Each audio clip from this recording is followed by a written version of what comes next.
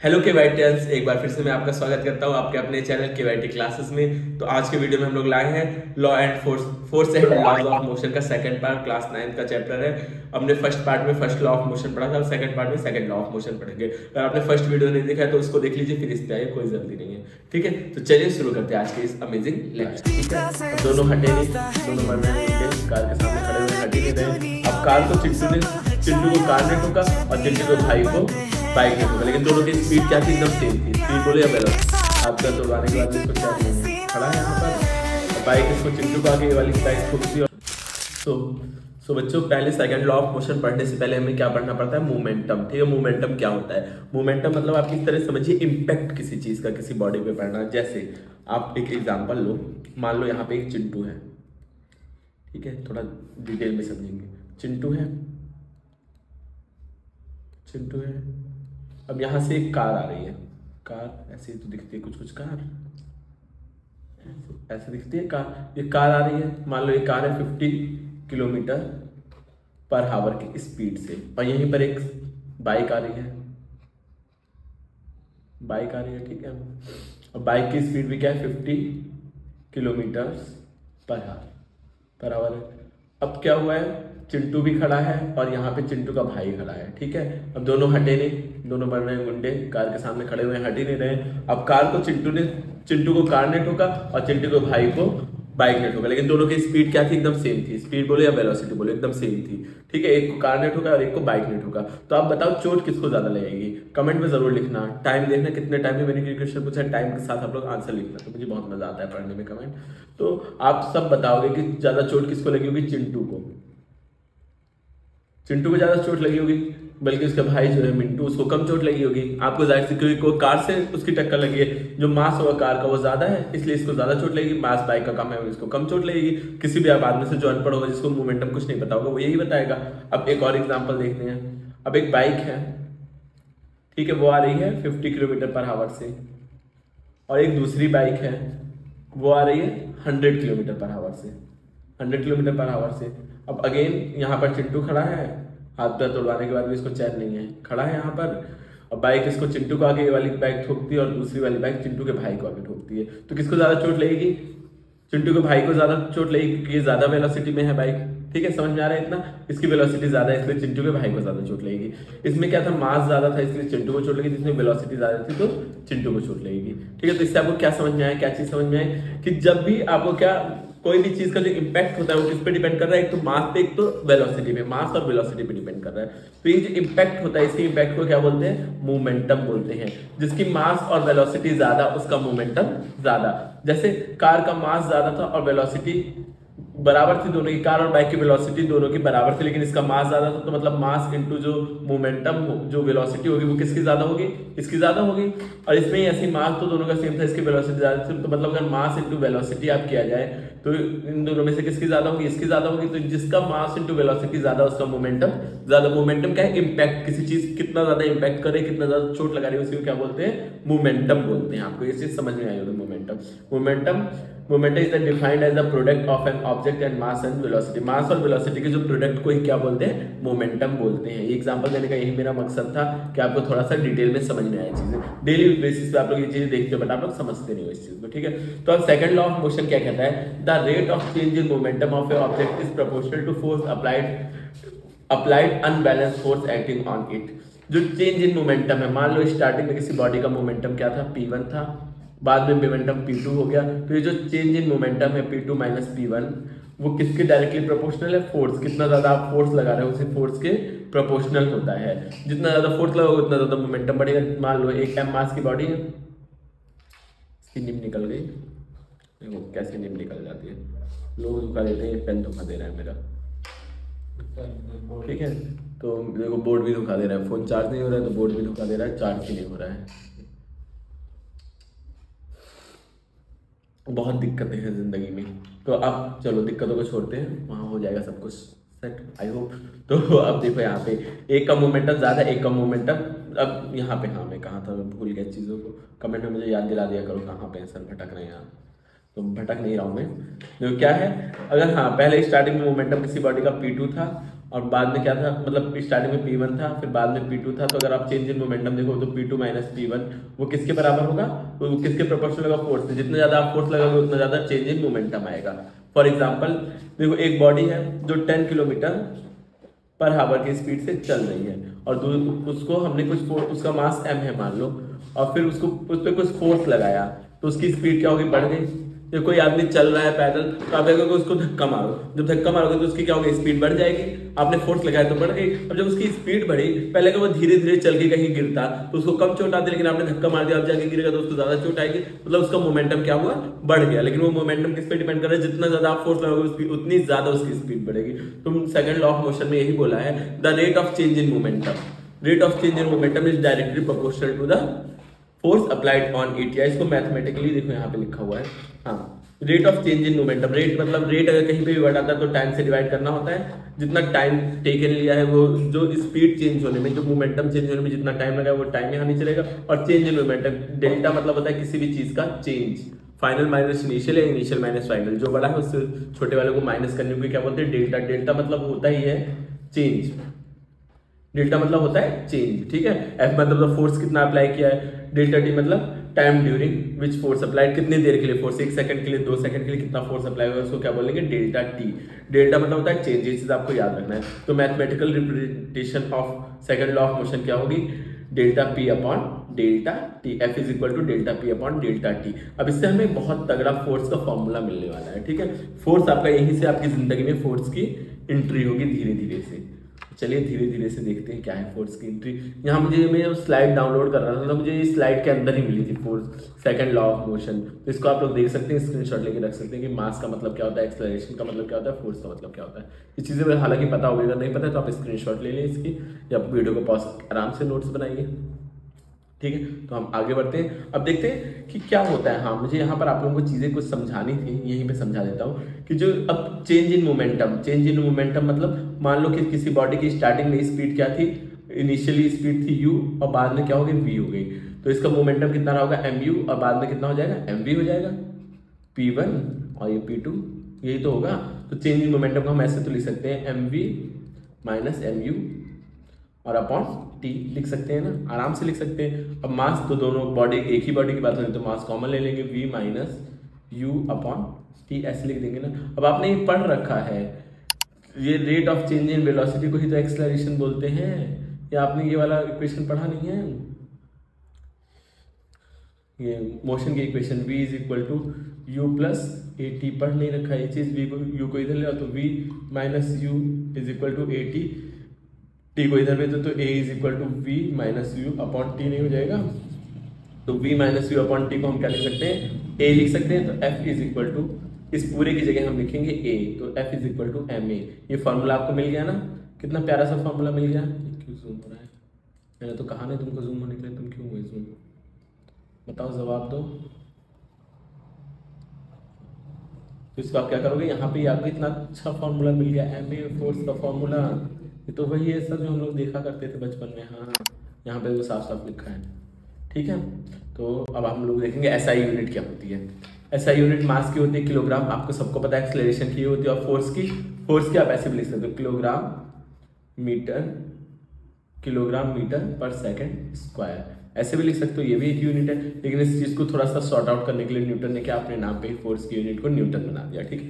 Newton जी ने अपने नाम पे फोर्स की यूनिट को न्यूटन बना दिया। जैसे पिछले ही वीडियो में मैंने आप लोगों को बताया था कि कैसे गैलीलियो का चोरी करके न्यूटन ने अपना लॉ बना दिया था, फर्स्ट लॉ, ठीक है। तो बहुत लोग न्यूटन को मानते हैं फिजिक्स का विलन, बहुत सारे लोग, और बहुत सारे लोग हीरो मानते हैं। तो ये तो उस टाइम की बात थी, क्या पता वो विलन था या हीरो था। बट आपने देखा था एनसीईआरटी में दिया कि गैलीलियो का वो ऑब्जर्वेशन थी जिससे आपने लॉ ऑफ इनर्शिया निकाला। बट न्यूटन की भी क्या ही गलती है, न्यूटन ने उसको एक अच्छी ढंग से लिख दिया तो वो बन गया, तो वो फर्स्ट लॉ ऑफ मोशन बन गया, ठीक है।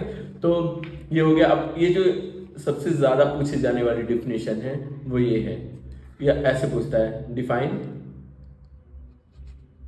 1 न्यूटन, ऐसे पूछेगा तो आपको ये डिफिनेशन लिखनी होगी, ठीक है। अब प्रैक्टिकल एग्जांपल आप देखते हो कि प्रैक्टिकल एग्जांपल जब भी कोई रियल लाइफ जब बॉल को कोई कैच करता है तो क्या करता है, उसको थोड़ा सा बॉलर, आपने देखा होगा बॉलर कैच करते टाइम बॉल को थोड़ा पीछे की तरफ खींचता है। क्यों खींचता है बेटा? उससे क्यों उसकी वेलोसिटी जो बॉल की होती है उसको धीरे धीरे कम करता है। जब वेलोसिटी कम होगी तो आपको क्या होगा, इम्पैक्ट कम पड़ेगा। बॉल को हल्का सा करके धीरे धीरे पीछे उसकी तरफ आता है, क्योंकि जब बॉल जस्ट बैट से लगी तो उसकी वेलोसिटी बड़ी तेज रही होगी, लेकिन जब आप देर में उसको पकड़ोगे, जब पीछे पीछे आती रहेगी, धीरे धीरे वेलोसिटी कम होती रहेगी।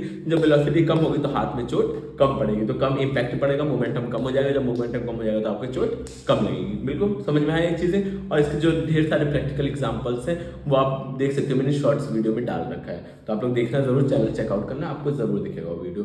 ठीक है, अब हम लोग थोड़े से क्वेश्चंस की तरफ आते हैं। क्वेश्चंस पे आने से पहले मैं ये चेक करना चाहूंगा कि मेरा रिकॉर्डिंग ऑन है या फिर नहीं। अगर रिकॉर्डिंग ऑन है तो हम आराम से क्वेश्चन की तरफ बढ़ते हैं। ठीक, चलिए क्वेश्चन देखते हैं। क्वेश्चन में क्या ही है, कुछ है क्या क्वेश्चन में? कुछ भी नहीं है। अब कितना फोर्स रिक्वायर्ड है एक बॉडी को 5 मीटर पर सेकंड से, देखो which would require greater force, किसको ज्यादा फोर्स की जरूरत है? 2 किलोग्राम वेट को 5 मीटर पर सेकंड तक एक्सेलरेट करने के लिए, या फिर 4 किलोग्राम वेट को 2 मीटर पर सेकंड स्क्वायर। तो पहला मान लो F1, पहली कंडीशन के लिए F1 निकालो। इस वाला फोर्स निकालना आपको पता है, फोर्स इक्वल टू क्या होता है, M इंटू ए। M कितना दिया हुआ है? M दिया हुआ है 2 इंटू ये F1 निकाल लेते हैं ना।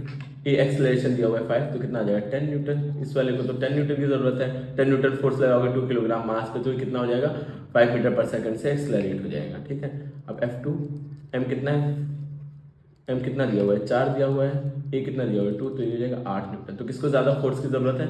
आप बोलोगे फर्स्ट वाली कंडीशन में। ठीक है, तो कितना आसान बच्चों वाला क्वेश्चन था। ठीक है, इस सब क्वेश्चन को तो हम भाव ही नहीं देते हैं। ठीक है, अब a motorcycle is moving with a velocity of 108 kilometer per hour and it take 4 minute to stop after brake apply. Calculate the exercise by brake on the motor. अब देखो क्या हुआ है, इनिशियली इसकी वेलोसिटी u कितनी थी? 108 kilometres per hour. ठीक है, अब फिर बाद में कितनी होगी? रुकी है, ब्रेक अप्लाई हुआ है, मतलब गाड़ी क्या हुई है, रुक गई है, मतलब फाइनल वेलोसिटी हो गई 0। और मास कितना दे रखा है? इफ इट्स मास दे रखा है 1000 किलोग्राम। ठीक है, बच्चे को इतनी रात में भी चैन नहीं है, चिल्लाते रहते हैं बच्चे। पता नहीं बच्चे कैसी मखलूक हैं, उन लोगों को कभी शांति मिलती ही नहीं है। 10 4 सेकेंड। ठीक है, तो आपको क्या बताना है इसमें? आपको फोर्स बताना है। फोर्स कितना अप्लाई होगा? फोर्स आपको पता है कैसे निकालते हैं, rate of change in momentum इस फोर्स। तो पहले इसका मोमेंटम निकालोगे, फिर इसका मोमेंटम निकालोगे। आपने भी फॉर्मूला पढ़ा है ना, क्या फॉर्मूला पढ़ा है? F is equal to V minus u, यहाँ M रहता है, V minus u upon t. ठीक है, ये आपने पढ़ा था। ए अभी नहीं लगना है, एक्सेलरेशन या तो आप निकाल लो अलग से, कोई भी दिक्कत नहीं, कैसे भी आप निकाल सकते या इस तरह। लेकिन अभी जो स्पीड है वो किलोमीटर पर आवर है। अब किलोमीटर पर आवर को मीटर पर सेकंड में चेंज करना है, तो आपको पता है फॉर्मूला क्या होता है, 5/18 से डिवाइड करना होता है। ठीक है, तो 3 6 18, 3 3 9, 3 6 18, 6 1 6, 6 6 36। तो ये कितना हो जाएगा 30 मीटर पर सेकंड में चेंज हो जाएगा। तो अब आप यहाँ पे आराम से रख सकते हो। आपको पता है M कितना है 1000, V है 0, U है कितना 30 और T कितना है 4 है। ठीक है, तो 4 2 2 4, ये कितना हो जाएगा 500। कितनी गलतियाँ हो रही हैं मुझसे, इंसान ही गलतियों का पुतला होता है, तो जज कोई नहीं करेगा। 2 5 10, 2 1 2, 2 2 4, 2 5 10, 250। कितना हो जाएगा? F is equal to 250 into -30। तो अब करोगे इसको तो 3 0 तो 0 रहेगा, 300 कैरी 1 77। अगर आप मल्टीप्लाई साइड में ऐसे कर लेना, मुझे एक्सपीरियंस हो गया करते करते, इसलिए कर रहा हूँ। नेगेटिव क्यों है? क्योंकि ये फोर्स क्या कर रहा है, वेलोसिटी को कम कर रहा है, इसलिए फोर्स क्या हो गया, वैल्यू नेगेटिव में आएगी। ठीक है, वेलोसिटी बढ़ाता तो पॉजिटिव में आती, लेकिन एक वेलोसिटी क्या कर रहा है, कम कर दे रहा है, तो मतलब नेगेटिव वैल्यू आनी जाहिर है, लाजमी है। तो क्या करेंगे, a force of 10 newton of mass m1 and acceleration of 10 meter per second and a mass m2 and acceleration of 20 meter per second. What is the acceleration, what acceleration would it give if both masses were tied together.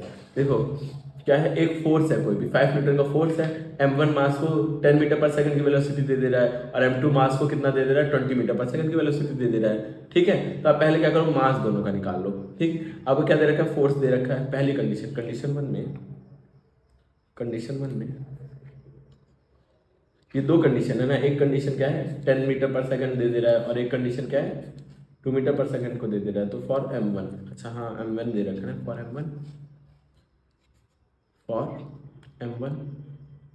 m1 mass f कितना दिया हुआ है, f तो 5 Newton है दोनों के लिए, और मास कितना दिया हुआ है, मास दिया हुआ है m1 और एक्सेलरेशन कितना दे दिया है 10 मीटर पर सेकंड। ठीक है, तो अब आप क्या करोगे, f is equal to m है, आपने पढ़ा हुआ है, बचपन से ही पढ़ते आ रहे हैं, बचपन मतलब जब वीडियो स्टार्ट हुआ था तभी से। तो m आपको कितना दिया, m1 की जगह, m की जगह, चलो इसको ऐसे नहीं करेंगे, आराम से यहाँ कर लेंगे साइड में इस तरफ। f फोर्स कितना दे रखा है 5, f की जगह 5 रखोगे, m1 आप पता नहीं है, a की जगह क्या रखोगे 10 रखोगे। अब इसको इधर भेज दो, मल्टीप्लीकेशन में इधर आएगा, क्या हो जाएगा डिवीजन में, ये 5 है तो आपको ध्यान रखना 5 है, ठीक है। 100 थोड़ी होगा, 10 तो 10 ही रहेगा, बस आके इधर डिवीजन हो जाएगा और ये m1। अब इसको काटोगे तो f 5 × 5 5 × 10, तो m1 इज इक्वल टू कितना हो जाएगा, इन दोनों को जब डिवाइड करोगे तो आ जाएगा 0.5 kg। अब यहाँ पे आप क्या करोगे, दूसरे वाले के लिए फॉर लाइन बनाते हैं, फॉर m2 मास, शायद बाहर कुछ हो रहा है बट हम पढ़ाई नहीं छोड़ेंगे, जब पढ़ाई पूरी हो जाएगी तभी बाहर जाके देखेंगे क्या हो रहा है। और एक्सेलरेशन इसके लिए दिया हुआ है 20 मीटर पर सेकंड, ठीक है। तो अब आप f निकालोगे, f कितना दिया हुआ है 5 दे रखा है, m कितना है m2 है और एक्सेलरेशन है 20। अब इसको इधर भेजो तो क्या हो जाएगा 5/20 इज इक्वल टू m2। अब इसको जो 5 × 5 5 4 20, जब इसको करोगे आप डिवाइड तो क्या आ जाएगा, इसको जब आप डिवाइड करोगे तो m2 की वैल्यू आ जाएगी 0.25, ठीक है 0.25 आ जाएगी। तो आपको 2 मास मिल गए, यहाँ पे आ जाते हैं फिर, तो आपको 2 मास मिल चुके हैं। तो अब इन दोनों को जब जोड़ेंगे तो टोटल जो बड़ा वाला मास होगा वो क्या हो जाएगा m1 प्लस m2 मतलब 0.5 प्लस 0.25, दोनों को जब जोड़ोगे तो आ जाएगा 0.75 kg, ये आ जाएगा बड़ा वाला मास। आफ्टर क्या दिया हुआ है, आफ्टर टाइंग अप बोथ,